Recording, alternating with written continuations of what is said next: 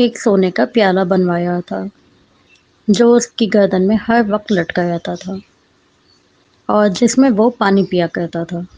ایک روز بادشاہ بیٹھا ہوا تھا کہ اس کے ایک وزیر نے عرض کی، آج کل شکار کا بہت اچھا موسم ہے۔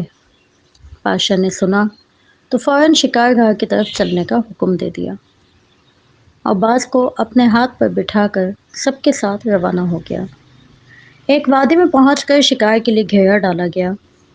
کیا دیکھتے ہیں کہ گھیرے کے اندر ایک ہرنی آ گئی ہے۔ بادشاہ نے کہا، جس کسی کے سر کے اوپر سے یہ ہرنی کود کر نکل لے گی اسے قتل کر دوں گا۔ اب گھیرا تنگ ہوتا چلا جاتا ہے۔ اتنے میں ہرنی بادشاہ کے پاس آئی، پچھلے پاؤں پر کھڑی ہو کر اگلے پاؤں سینے پر باندھ لیے، گویا کہ وہ بادشاہ کے آگے زمین کو بوسہ دینا چاہتی تھی۔